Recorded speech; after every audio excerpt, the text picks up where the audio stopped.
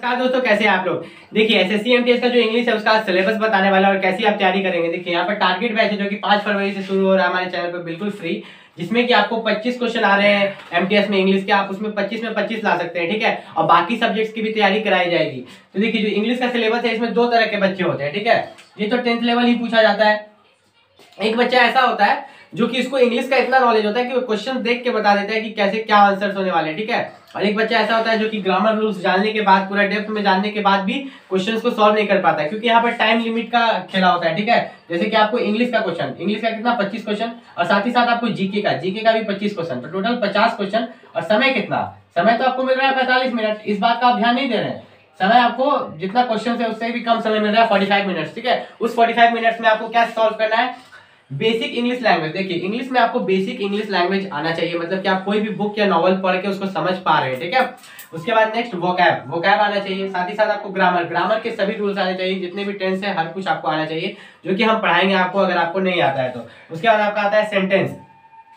तो देखिए आपको सेंटेंस आना चाहिए, स्ट्रक्चर, फिर सिनोनिम्स मतलब क्या होते हैं, सेम वर्ड्स।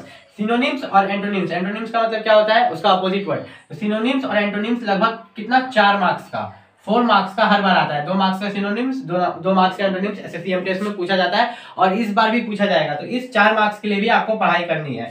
साथ ही कॉम्प्रिहेंशन, जो ये कॉम्प्रिहेंशन है ना, कॉम्प्रिहेंशन लगभग आपका कितना, लगभग 10 मार्क्स का आता है, कितना 10 मार्क्स का। तो ये कॉम्प्रिहेंशन कैसे पूछा जाता है, एक पैराग्राफ होता है, ठीक है।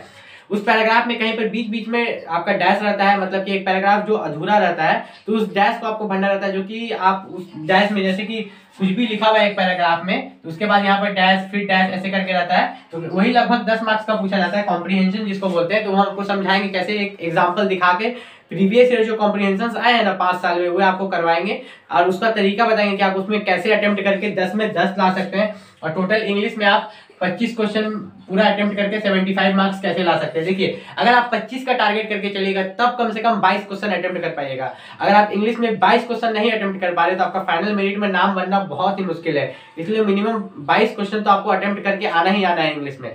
और अगर आप एसएससी एमटीएस की तैयारी कर रहे हैं तो आप मेरे चैनल को फॉलो कर सकते हैं, क्योंकि 2 महीने के अंदर हम आपको एसएससी एमटीएस की तैयारी कराएंगे सभी सब्जेक्ट्स की। अगर आप गवर्नमेंट जॉब की प्रिपरेशन करते हैं, आपको किसी भी तरह की दिक्कत होती है तो आप नीचे कमेंट करके पूछ सकते हैं। मिलते हैं अगले वीडियो में, तब तक के लिए नमस्कार।